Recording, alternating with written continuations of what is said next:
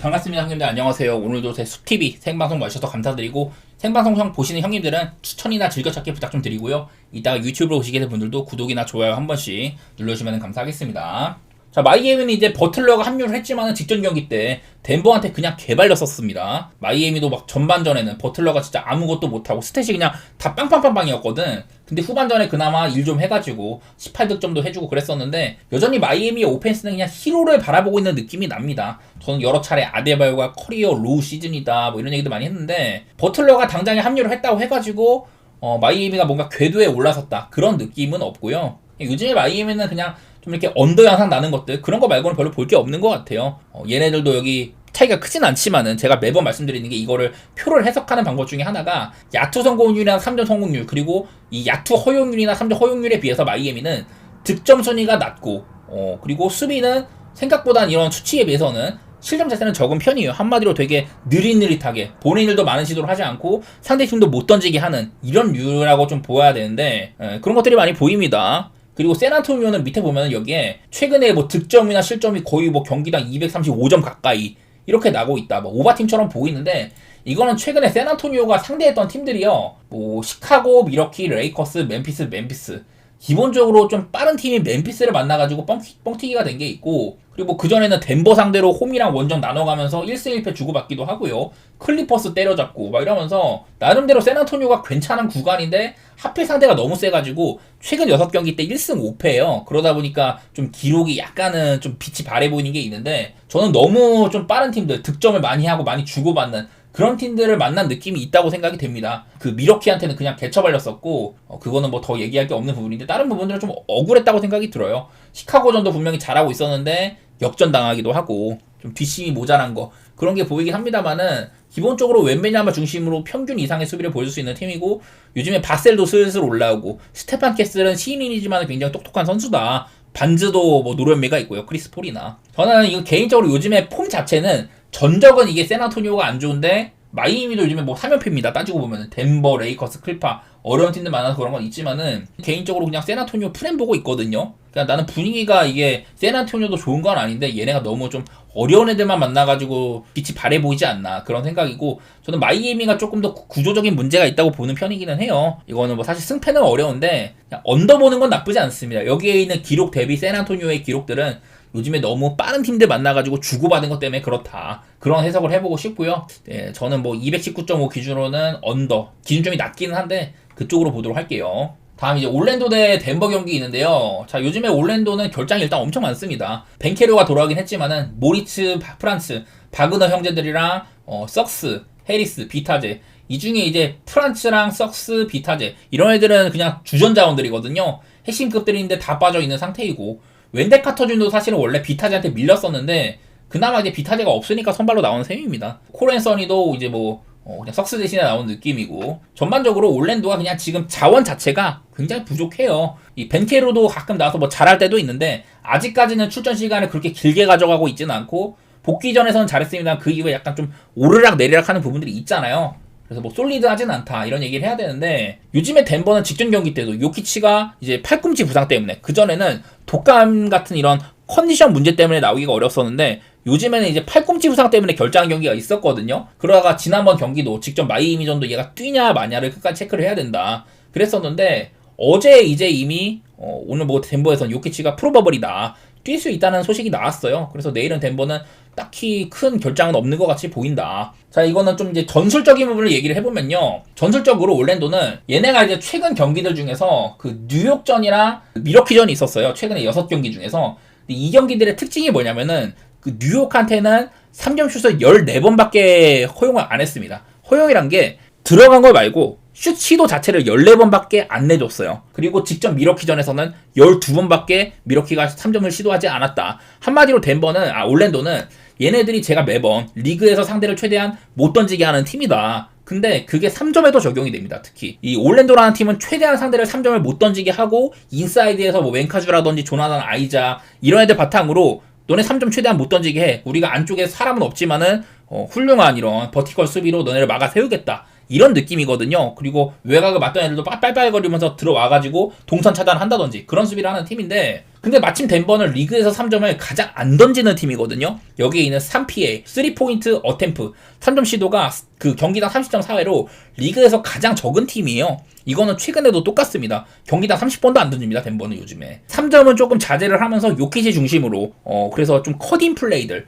요즘에 서부르기 살아난 게 그게 크죠. 요키치의 손끝에서 발생한 어시스트로 리머택을 한다든지. 이 점은 원래 또 수혜를 받던 친구들이 뭐 고든이라든지 뭐 크리스티안 브라운 이런 애들인데, 덴버는 그러니까 리머택을 많이 시도하는 팀이거든요. 3점보다는. 마침 올랜도는 3점을 최대한 못 던지게 하고 니들 인사이드로 들어와라. 이렇게 쇼부를 보는 팀인데, 그래서 전술적인 부분에서 올랜도가 본인들의 플랜대로 덴버를 끌어다릴 수는 있다는 거예요. 난 그게 거슬리긴 한데, 워낙에 올랜도의 그런 수비 플랜들을 발현시키기에는 지금 결장이 이 모양 이 꼬라지잖아. 특히나 여기에 썩스라든지 비타제. 썩스는 상대팀의 포인트 가드를 막아세우는데 아주 훌륭한 선수고, 비타제는 여러 차례 이게 세부 스탯상으로 올 시즌 수비적인 센터로는 거의 뭐 최고 수준이다, 이런 말씀을 드렸는데, 얘네들이 없는 게 좀 커 보여요. 물론 뭐 웬카주도 좋은 선수긴 한데 몸빵 좋고 기본적으로 높이가 살짝 아쉬운 게 있어가지고 요키시 같은 친구들을 막아세우기에는 약간은 무리가 있는 친구입니다. 그래서 올랜도의 플랜 자체는 덴버 상대로는 괜찮다. 근데 지금 가진 자원 자체가 올랜도의 수비를 완전히 발현시키기엔 조금 어렵다는 느낌이 있어요.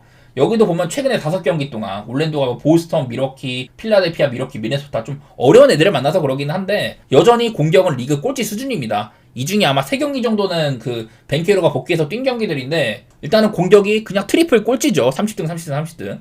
수비적으로도 저는 매번 얘네들이 수비는 잘하는데 상대를 최대한 더 못 던지게 해가지고 그런 것들이 있다고 했지만은, 여기도 보여요. 야투 방어 27등, 3점 방어 28등으로 되게 안 좋은데, 근데 수비는 상위권에 있잖아요. 상대를 최대한 못 던지게 해서 80번도 못 던지게 하는, 독보적으로 상대를 못 던지게 하는 팀이 올랜도라서 그런 거거든요. 그런 부분들이 제일 커 보입니다. 최근에 이제 한 5경기로 잘라도 올랜도는 상대를 평균 78.4회로 엄청 못 던지게 했었고, 이게 2등이 84.8회니까 거의 뭐 올랜도랑은 6번이나 이렇게 차이가 나는 거거든요. 독보적으로 상대를 못 던지게 한다, 이런 팀이어서 저는 그래서 이런 수치들이 발생한다고 생각을 하고, 길게 얘기했지만은 덴버 사이드에다가 언더보고 있습니다. 얘네들이 맞대결상으로 올랜도가 생각보다 덴버 상대를 잘했었어요. 근데 그때는 이제는 뭐 주전들이 많이 뜰 때이기도 하고, 그때마다 올랜도가 덴버한테는 매번 115점 이상을 넣었었거든요. 근데 과연 지금 올랜도가 여기에 있는 공격 수치가 이 모양 이 꼴인데 덴버 상대로 115점 이상을 넣을 수 있겠냐? 덴버의 템포가 아무리 빠르다고 한들 지금의 올랜도의 공격 모양새로는 저는 115점은 때려 죽어도 못 넣을 것 같거든요. 그런 구도라면은 그냥 올랜도가 홈이라는 이런 큰 버프가 있는 곳이지만은 저는 그래도 덴버를 보고 싶어요. 222.5 기준은 사실 이게 덴버는 조금 오바팀이어서 그래서 어렵기는 한데, 저는 올랜도 꼬라지도 그렇고 그냥 언더 보도록 하겠습니다, 이 경기는요. 자, 그 다음에 오클 대 브루클린인데요. 이거는 스가가 캐시업이라서 정말 어렵습니다. 스가라서. 자, 이거 하나 보면은 셰이 길적스 알렉산더인데, 스가가 있고 없고가 천지 차이가 나요. 지금 이제 제가 봤을 때 팀의 뭐 이런 에이스급 핵심 선수들 가운데 이 친구가 있고 없고에 따라서 이 정도 급의 결장 차이가 나는 선수는 요키치밖에 없어요. 그야말로 되게 잘하고 있는 오클에서도 스가가 핵심이라는 소리인데, 확실히 스가가 있을 때가 수비적으로도 3점가량 좋아지고 공격에서는 거의 뭐 한 15점가량이 좋아진다, 눈에 띄죠. 그러다 보니까 직전 경기 때 댈러스전에서 스가가 결장을 했었는데 그 경기에서 오클이 많이 안 풀렸었습니다. 스가는 오클라호마에서 가장 많은 공격을 담당한 선수인데 그 친구가 없으니까 오클라호마의 여태 올 시즌을 이렇게 책임져 오던 게임 플랜들이 달라질 수밖에 없잖아요. 마침 지금 하텐슈타인도 없고 이런 시점이라서 인사이드도 좀 약한 편이고, 그러다 보니 오클이 댈러스한테도 나름대로 잘 비볐지만은 추격하고 했지만은 졌는데, 오늘 경기도 스가가 퀘셔블인 점, 이게 제일 거슬립니다. 아직까지는 얘가 뛸지 안 뛸지는 알 수 없어요. 개인적으로는 근데 스가의 부상 상태가 그렇게 막 심하진 않았던 것 같아. 지난번에 클리블랜드전에서 뭐 가비지 게임 가고 벤치에 앉아있을 때 이제 손에다가 아이싱을 하고 있었거든요. 그리고 직전 경기는 뭐 백투백이니까 빼던 걸 수도 있는데, 개인적으로는 저는 나올 확률이 조금 더 높다고는 봅니다만은 이거는 뭐 확언할 수는 없는 거고, 일단은 스가가 퀘셔얼이 붙은 점, 이게 제일 골치가 아파요. 그리고 브루클린은 저는 매번 얘네들이 벤 시몬스, 캠 존슨, 디안젤로 러셀, 지금 캠 토마스가 결장 중이기 때문에 이런 친구들의 출전 여부를 체크하는 게 필수다, 이런 얘기도 했잖아요. 직전 경기 때는 뭐 캠 존슨이 안 나왔지만은 디안젤로 러셀도 뛰고 이러면은 저는 브루클린의 프렘 본다고 했었거든요. 요즘에 브루클린은 워낙에 약한 팀이기 때문에 핸디값이 엄청 큰데 내일도 17.5만엔이거든요. 솔직히 말해서 나는 이 정도 점수 차는 이거는 스가가 출전을 한다고 한들 이거는 좀 운에 맡겨야 되는 부분이에요.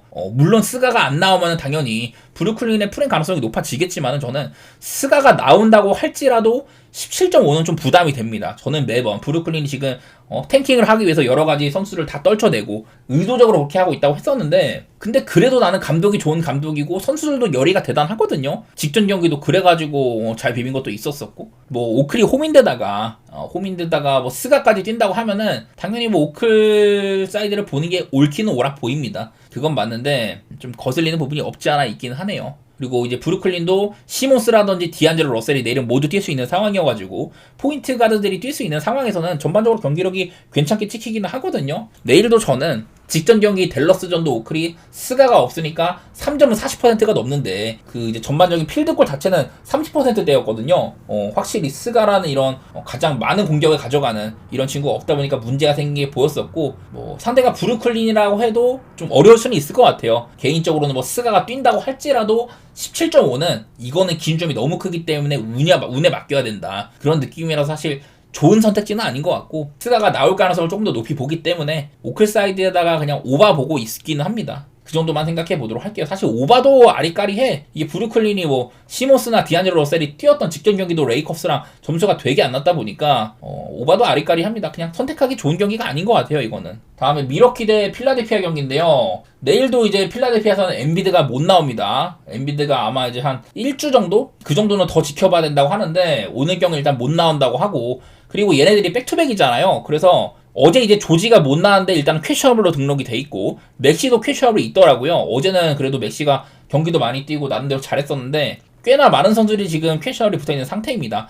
야부셀레나 엔비드는 결장이라고 하고 그래서 갓 복귀한 드러먼드가 긴 시간을 가져가야 되는데 글쎄 드러먼드는 이 옛날에 비해서는 리바운드는 잘 따는데 그거 말고는 강점이 별로 없어요. 필라델피아가 현재 상황으로는 썩 좋게는 안 보인다. 퀘셔블도 너무 많은 상태이고 이런 것들이 거슬리는 상황이고요. 미러키는 별다른 결장이 없습니다. AJ 그린이나 안잭주 둘 다 지금 이제 그 독감의 여파 때문에 퀘셔블이 붙어 있는데 사실 얘네들도 이제 안잭주는 수비적인 측면이나 외곽슛, AJ 그린은 외곽슛 원툴 그래도 되게 잘 쏩니다. 그런 선수여가지고 얘네들이 빠지면은 분명히 아쉬움은 있을 거예요. 그래도 미러키라는 팀은 이제 쿤보라는 확실한 공격 옵션이 있는 팀이죠. 자, 쿤보가 통상 이제 필라델피아 상대로 어땠는지 여기 이제 PTS라고 적혀있죠. 여기가 이제 득점이란 말이에요. 최근에 25, 32, 30, 23, 33 뭐 한 5경기 정도 이렇게 했다고 하고 그 경기들을 전부 승리를 했습니다. 필라델피아가 미러키한테 5연패 중이라는 소리고 그 기간 동안 쿤보는 대충 야투율 같은 것들이 뭐 72%, 75%, 58%, 뭐 47% 경기 한 번 있네요.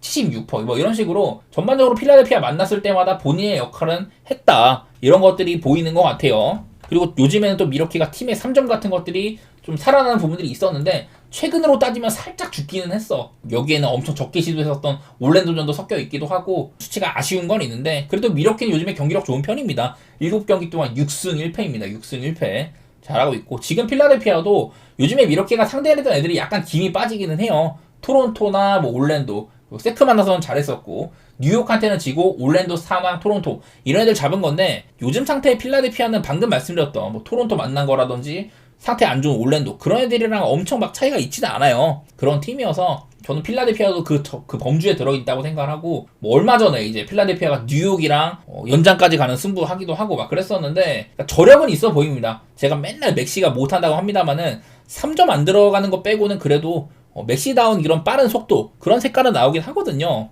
그래도 필라델피아가 올 시즌 백투백에서 전패였다든지 그때마다 이제 뭐 엔비드가 많이 못 나온 것도 있었고 확실히 엔비드가 살아나고 난 이후에 없으면은 많이 아쉬워요. 개인적으로는 뭐 이것도 핸디값이 많이 큰데 9.5 이거는 뭐 미러키가 홈에서는 또 홈발을 받는 팀입니다. 올 시즌에 원정 8승 10패인데 홈에서는 15승 7패거든요. 여러모로 홈에서는 거의 한 9점 가까이 원정보다는 버프를 받는 부분들이 있다. 그런 것들도 보이긴 해가지고 저는 미러키 사이드로 보고 싶고요. 9.5는 좀 간당간당해. 그래서 이건 욕심 안 낼 분들은 이제 일반승만 보시고 저는 언더오버 중에서는 그냥 오바 생각해 볼게요. 원래 같으면은 미러키도 사실 슈팅 기도가 적은 팀이고 필라델피아도 그런 팀이거든요. 그러긴 한데 난 요즘에 필라델피아가 그래도 얘네들이 좀 비비기 위해서 빠른 템포를 살리는 느낌, 그런 것들이 관찰이 된다, 그런 느낌이 있고, 미러키도 뭐 느린 팀이지만은 요즘엔 3점도 괜찮고, 쿤보나 릴라드 같은 애들이 조금 더 득점을 더해주는 모습들, 벤치에서 포르티스랑 미들턴 같은 애들, 이런 애들이 조금 해준다면은 저는 221.5만원 오바 쪽으로 계산해 보도록 할게요.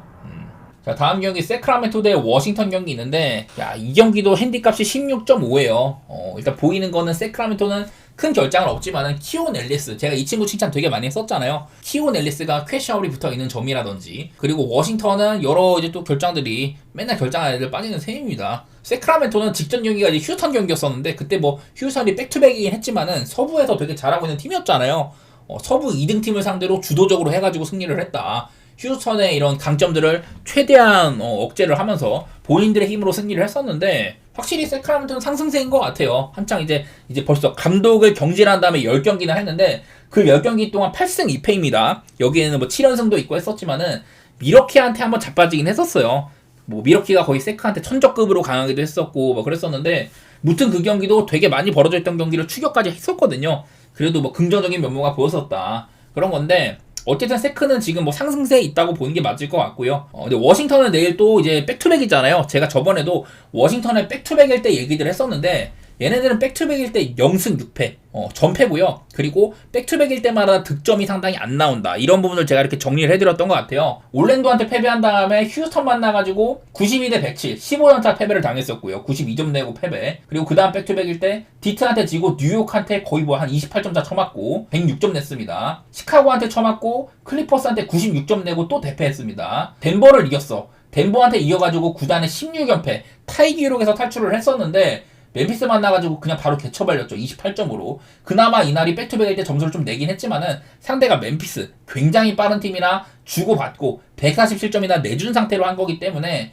이거는 뭐 워싱턴이 분전했다, 이렇게 볼 수가 없는 경기죠. 휴스턴한테 뺨 맞고 필라델피아랑 나름대로 비볐었는데, 제가 일단은 이게 핸디가 얼마나 되는지 잘 모르겠어요. 이게 워싱턴이 플랜을 한 건지는 잘 모르겠는데, 어쨌든 이때도 103점을 내고 저득점이었었다, 이런 게 보입니다. 얼마 전에 이제 오클한테 진 다음에 다음 경기 미네소타 만나가지고, 이때는 원래는 13.5였는데 나중에 미네소타 배당이 떨어져가지고 14.5인가 15.5로 핸디가 바뀌었고, 이때는 프렌이었었거든요. 그래도 106점밖에 못 냈다, 이런 것들이 보여요. 그래서 한마디로 워싱턴은 백투백일 때 굉장히 약한 모습들이 보인다, 그런 거거든요. 물론 요즘에 세크라멘토가 상대를 막 엄청 수비적으로 제압을 해가지고 본인들을 챙기고 그런 경기들이 사실 많지는 않아요. 그래서 요즘에 10경기 구간 동안에도 이 정도로 상대를 개패했던 거는 골스전, 그때는 이제 세크라멘토가 골스한테 129대 99로 승리를 했었는데, 그거 말고는 별로 생각이 많이 안 나죠. 그 외에는 대부분 이제 좀 핸디를 가져가긴 했어도, 마인승을 했어도 점수가 막 16.5나 되는 이런 정도 점수차를 마인을 한 적은 거의 없단 말이에요, 세크가. 그래서 이거 역시 세크는 분명히 좋고 워싱턴이 백투백 때 약하고 분명한 약팀이다, 그거는 맞는데, 이런 16.5라는 높은 기준점은 이거는 운도 따라야 되고요. 분석적으로는 사실 좀 어렵죠. 근데 그냥 내가 봤을 때는, 어제도 워싱턴이 사실 이게 3점 슛이 골스 상대로 45개 중에 22개면 거의 50% 가까이 터진 거잖아요. 보통 워싱턴은 그 정도로 3점을 넣는 날이 거의 없단 말입니다. 근데 그런 경기가 어제 터졌었고, 그런 운빨을 한번 쥐었는데도 어제도 8점 차로 패배를 했잖아요. 물론 프렌이긴 하지만은 백투백일 때 또 한 번 3점이 터져가지고 세크랑 비비는 그림, 저는 가능성이 낮아 보입니다, 이거는요. 기본적으로 세크도 점수를 잘 내는 팀이고, 여기 보면은 세크라멘토가 최근에 5경기 정도 좋았던 구간을 빼고 요즘 걸로만 추려도 꽤나 괜찮게 찍히기도 하고, 여기는 좀 언더 게임이었었던 것도 포함이 돼 있기도 한데요. 그냥 워싱턴이 기본적으로 수비가 매우 안 좋은 팀이에요. 리그 꼴찌급이고, 그런 것들 살려가지고 저는 세크 사이드에다가 오바, 그렇게 보도록 하겠습니다. 다음 포틀랜드 대 시카고 경기, 사실상 분석이 무의미한 경기죠. 시카고라는 팀 때문에 그렇습니다. 자, 얼마 전에 시카고는 애틀랜타랑 경기를 했었을 때, 애틀랜타에서 트레영 포함해가지고 윙자원들 중에 리샤쉐, 제일런 존슨, 헌터, 이런 애들이 다 빠져서 애틀랜타의 올 시즌 게임 플랜, 원래는 트레영 중심으로 돌아가다가 윙자원들로 옮겨갔는데, 그 트레영도 빠지고 윙자원까지 다 빠진 이런 경기에서 패배를 했거든요, 시카고가. 그런 지경인데도 패배를 하고, 그 다음 경기 샬럿과의 경기는 원래 올 시즌 2차례 맞대결 동안 전부 3점슛을 75개나 튕겼던 경기, 그런 경기들을 하다 보니 얘네들의 좀 경기상으로는 뭔가 예측이 힘든 부분들이 있었어요. 근데 그날은 점수도 많이 나고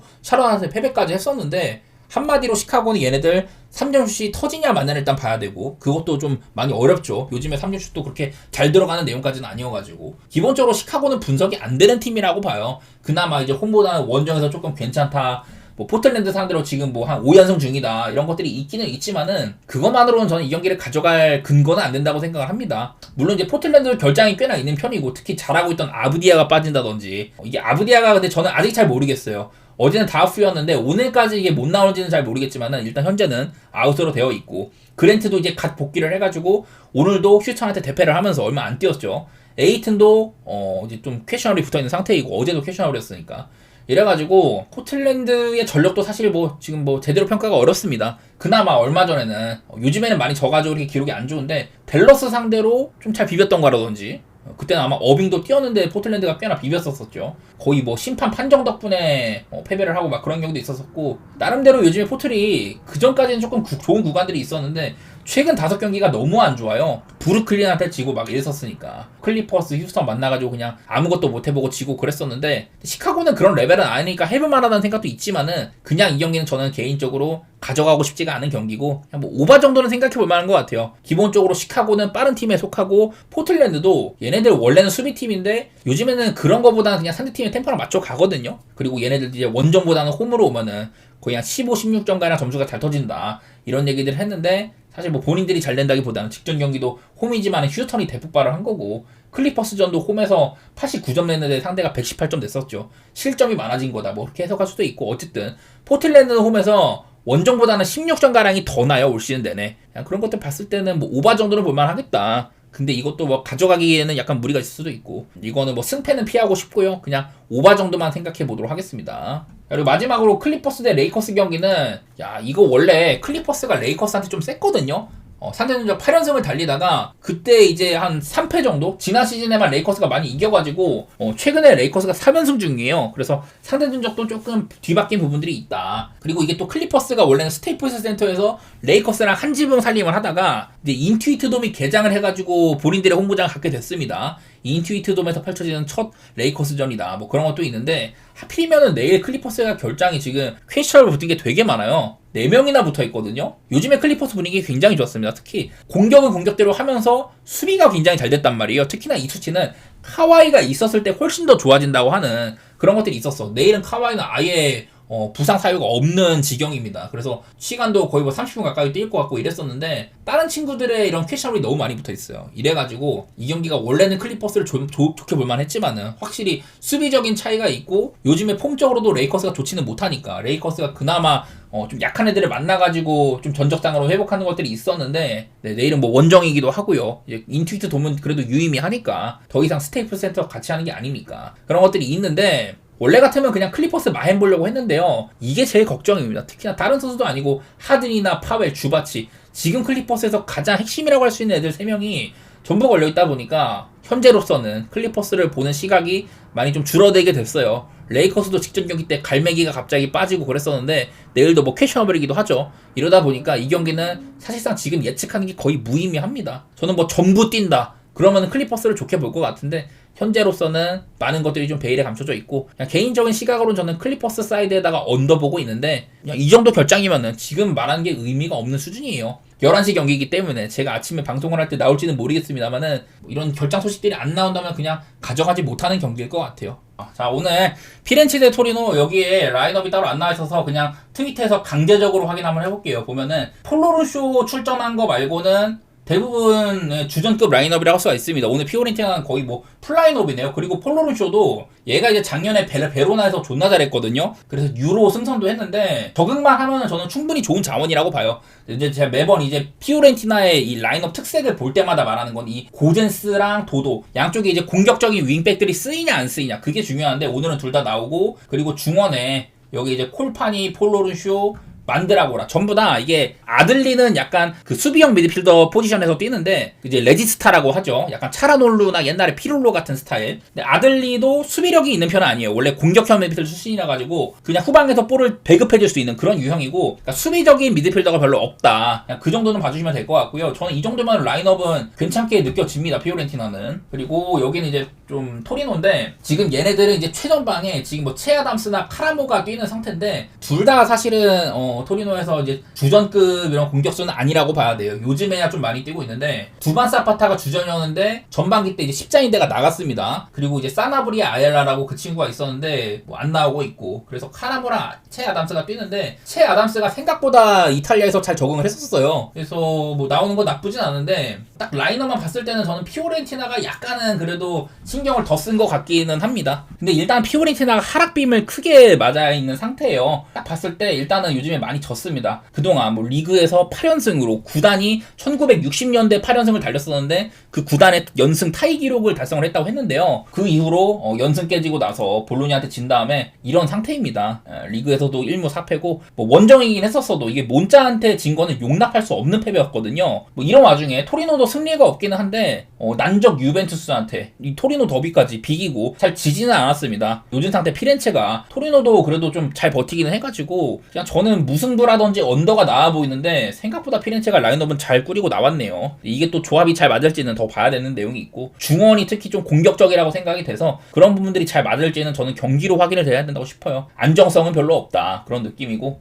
다음 이제 칼리아리 대 레체 경기. 자, 밀란 원정에서 칼리아리가 원래 35년 동안 19승 2무다 그런 얘기를 했었는데 직전 경기는 무승부를 추가를 했었습니다. 그래서 요즘에 칼리아리는 이 강등권 탈출을 위한 밑작업은 잘하고 있다는 뜻이에요. 이탈리아 반도랑 떨어져 있는 사르데냐 섬 거기에 위치를 해 있어가지고 홈에서는 약간 괜찮다고 했었었고, 그리고 지금 이제 레체가 오늘 또 원정인데 화면에 나온 게 레체 원정인데 일단 작년에 이제 세리아 개막하고 나서 거의 한 열 몇 경기 동안 승리가 이렇게 없었어요. 원정에선 계속 앉아졌던 레체인데 그다가 이제 조금 회복을 했지만은 올 시즌도 초반에 여기부터 원정에서 이랬었거든요. 최하위 막 베네치아 정도 잡는 정도 뭐 이런 거 있었지만은 그러다가 얼마 전에 또 엠폴리전에서 제가 이것도 레체가 원정이 약하다 그런 얘기를 드렸는데 3점이나 넣으면서 이겼습니다. 에이스인 크리스토비치를 위시로 뭐 도르구, 모렌테, 쿨리발리 뭐 이런 애들처럼 그런 애들이 꽤나 잘해줬습니다. 저는 늘 그런 얘기를 하고 있는데요. 이게 레체가 올 시즌 최다 득점신이거든요. 리그에서 가장 득점을 적게 한 팀인데 간만에 이제 3점이라는 다득점 하기도 하고 약점을 극복하는 모습들이 조금 보였었습니다. 저는 생각보다 레체가 그래도 보기에는 공격이 좀 세련되어 있는 모습이 보인다 이런 얘기도 들었었는데 뭐 칼리아리나 뭐 레체나 작년에도 얘네들은 둘 다 그냥 강등권에 위치를 해왔었고 뭐 끝까지도 강등권 싸움을 하던 그런 애들인데 이렇게 막 무승부만 많이 뜨다가 작년에 뭐 레체가 한번 이기기도 하고 홈에서 뭐 뭐를 가도 사실 맛이 없다고 생각은 드는데요. 개인적으로는 레체의 공격이 조금 더 세련된다 그런 생각은 들어가지고 칼리아리는 홈이고 저는 무승부 정도가 제일 낫지 않나 싶어요. 이것도 칼리아리도 몇 번 지토 루븐보라는 칼리아리 이제 돌격 대장 이런 친구가 햄스트링인가 사타구니 쪽에 문제 때문에 결장하고 있다고 했었었고 그냥 저는 무승부 정도 한번 내다보겠습니다.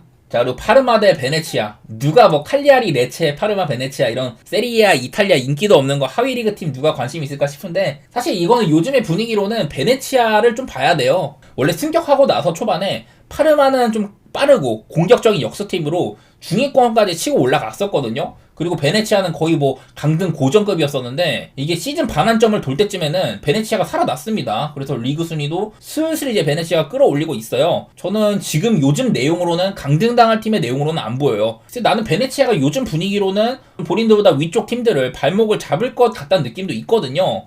얘네들이 이제 작년에도 2부 리그에 있었기 때문에 지난 3시즌 동안 이제 2부 리그에서 맞대결도 뭐 파르마가 홈에서는 전부 다 이렇게 승리를 했었었고 이번 시즌에는 뭐 원정에서도 막 역전승까지 하기도 하고 이랬었는데 어쨌든 간에 나는 요즘 분위기로는 베네치아라고 봐가지고 그냥 프렌 정도는 생각해보고 있던 것 같아요. 배당의 맛은 없어가지고. 자, 다음에 이제 베로나 대 라치오인데요. 뭐 물론 이제 베로나도 의외성이 가득한 팀입니다. 얼마 전에 이제 볼로냐가 참 홈에서 안 지는 팀인데 베로나가 잡기도 했었었죠. 근데 이게 라치오도 하락세거든요. 라치오가 지금 요즘에 이 상태입니다. 이 상태. 얘네들도 한창 막 연승 달리고 이랬었는데 요즘에 라치오도 좋지가 못하고 그리고 딱 지금 이제 라치오의 바로니 감독이 이제 베로나에서 라치오로 건너온 감독이거든요. 그래서 베로나에 빠삭한 것도 있기는 있어. 근데 이제 라치오가 직전 이제 홈에서 코모한테 비겼잖아요. 제가 이 경기를 두고 이 라치오가 자카니 카스테야노스, 힐라 이렇게 그 각각 포지션에서 핵심 선수들이 전부 징계로 빠져가지고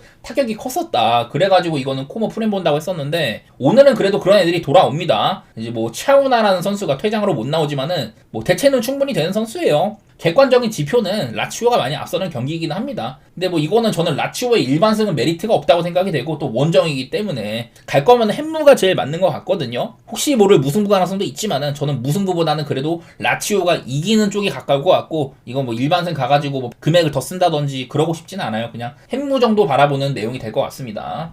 자, 그리고 인터밀란 대 엠폴리 경기도 있는데, 자, 볼로냐한테 인터밀란이 비겼습니다. 직전 경기 때. 그래갖고 리그 6연승이 종료가 됐었어요. 그래도 뭐 지금 여전히 얘네들 뭐 이제 그 리그에서만큼은 이런 상태거든요. 쭉 보면은 계속해서 안 지고 있는 게 보입니다. 리그에선 밀란 더비 패배 이후로 14경기 무패, 11승 3무 행진이 계속되고 있어요. 그리고 이제 엠폴리는 일단 이런 상태고, 제가 이제 엠폴리도 시즌 초반에 감독이 다베르사 감독, 아까 말했던 레체에서 작년에 초반에 막 이달의 감독상도 받고 되게 잘했던 감독님인데 이 사람이 이제 좀 뭔가 요상하게 시즌 초반에는 되게 잘해요. 올 시즌에 엠폴리도 수비적인 팀으로 시즌 초반에 막 유벤투스랑 미기고 이러면서 되게 잘했거든. 그러다가 한 6, 7라운드 가니까 갑자기 이렇게 좀 추락을 하기 시작을 했습니다. 그래서 그 이후로는 엠폴리가 이렇거든요. 그나마 이제 홈에서는 좀 이제 본인들의 득점도 적지만은 실점도 많이 안 하고 홈에서는 무조건 언더보는 게 좋았었는데 직전 경기에서도 아까 레체한테 그렇게 3실점이나 하고 이러다 보니까 이제는 엠폴리는 그냥 좋게 볼 여지가 많이는 없는 것 같아요. 이제 잘하고 있었던 유망주 공격수 에스포지토가 이탈을 하면서 뭐 악재만 겹치고 있는 엠폴리라 가지고 그냥 진짜 막 템백이 잘 먹히는 거 아니면은 저는 인터밀란 원정은 아주 어려울 거라고 생각합니다. 인터밀란도 지금 그 중원에 미키타리안이나 차라놀루 주전 미드필더들이 빠져있는 시점이어가지고 한창 잘 나갈 때보다는 조금 매끄럽지 않을 수는 있어요. 그래도 뭐 바렐라가 내려와서 메꿔준다든지 오늘은 이제 지엘린스키가 레지스타로 나온다고 하는데 어쨌든 뭐 인터밀란은 공격진뿐만 아니라 어느 포지션에서는 특히 이제 윙백 투 윙백 이런 전술적인 부분도 말씀드렸던 것 같고 네, 범용성이 좋은 팀이에요. 그냥 긴 분석이 필요한 경기도 아니고 이제 맞대결 상으로도 이런 게 하나 있는데요. 이제 2시즌 전에 2023년에 한번 엠폴리가 인터밀란 원정에서 뜬금승을 한번 했던 적이 있는데 그 전에 그냥 쭉 보면은 이렇습니다. 쭉 그냥 눈으로 보세요. 까맣게 진하게 있는 게 승리했다는 팀인데 그냥 인터밀란이 많이 이겼습니다. 2006년 이때 이후로는 20년 동안 인터밀란이 홈이나 원정을 가리지 않고 아까 1패 그거 빼고는 19승 2무로 패왔었습니다. 이런 기록들도 같이 생각을 해보면은 그냥 무난하게 인터밀란을 보는 게 저는 맞는 선택지라고 보이긴 하네요. 뭐 인터밀란도 이제 챔스가 있기는 한데 스파르타 프라 정도면 쉬운 상대죠. 인터밀란이 이번 시즌에 챔스를 되게 잘하고 있기도 하고 아마 이제 그 다이렉트 진출권을 확보할 수 있는 그런 상황이라 가지고 글쎄 오늘 뭐 어느 정도 로테이션을 줄 수는 있겠지만은 그래도 뭐 인터밀란 보는 시각은 저는 변함은 없을 것 같습니다. 이건 뭐 배당이 별로여서 그렇죠. 가려면 마행 가야 되는데 뭐 1만 정도는 그래도 무난하게 봐도 되지 않을까 싶어요. 자, 그리고 그 다음에 이제 마지막으로 발렌시아 대 소시지 경기인데요. 이거는 발렌시아의 상태가 안 좋아서 가지고 왔습니다. 구단의 레전드 루벤 바라 감독을 전반기 마치고 경질을 했다. 그 전까지는 발렌시아가 구단 역사상 가장 뭐 안 좋은 출발이다 이런 얘기도 했었는데 어쨌든 코르베란이라는 감독을 선임을 했고요. 분위기가 뭐 그러니까 올라올 수는 있겠죠. 뭐 근데 이 경기는 좀 이제 변수가 있는 건 뭐냐면은 오늘 상대가 소시지잖아요. 근데 발렌시아가 얼마 전에 그 소시지에서 사디크라는 공격수를 데리고 왔거든요. 이 친구가 코파델레이에서도 데뷔골도 넣고 괜찮았었는데 그런 조항이 있어요. 전 소속팀 상대로는 출전 금지 조항 그런 게 있어가지고 오늘 사디크가 이 소시지 상대로는 못 나옵니다. 발렌시아에서. 그리고 주장인 가야도 저저번 경기 때 이 발 쪽에 출혈이 나가지고 목발 짚고 나가기도 하고 당장에 이제 뛰기에는 회복이 덜 된 부분이 있을 수도 있거든요. 뭐 심한 정도까지는 아니어서 뭐 출전 가능성은 꽤 된다고 하는데 어쨌든 간에 발렌시아라는 팀이 구체적으로 나아질지는 알 수가 없는 상태예요. 근데 이제 저는 여러 차례 소시지를 두고 나서는 얘네가 좀 시즌 초반에는 여러 대회를 치르느라 막 주전들의 기용 빈도도 낮고 부상도 껴있고 그랬었는데 요즘에는 소시지에서 핵심 선수들 저는 얘네들 이제 포지션별로 한 명씩 핵심 선수들이 있다고 했는데 최전방에 뭐 오야르사발 그리고 옆에 뭐 쿠보 같은 애들 버티고 있죠. 수비맨디, 수시치, 수벨디아, 뭐 브라이스 멘데스 이런 핵심 선수들을 기용 빈도를 늘리면서 팀 컨디션이 괜찮아지고 있거든요. 특히 전반기 막바지도 좋았었고 그래서 얘네가 이제 유로파도 있고요. 그리고 후반기 시작하고 벌써부터 막 주당 2경기씩 치르는 이런 거 일정들을 이미 시작을 했는데 뭐 그래도 직전 경기 때 BRL을 잡기도 하고 저는 소시지의 상태가 괜찮아 보입니다. 이거는 그냥 소시지가 원정이어도 최근 분위기 대비 볼만한 배당이지 않나 도전하는 느낌으로 보도록 하겠습니다.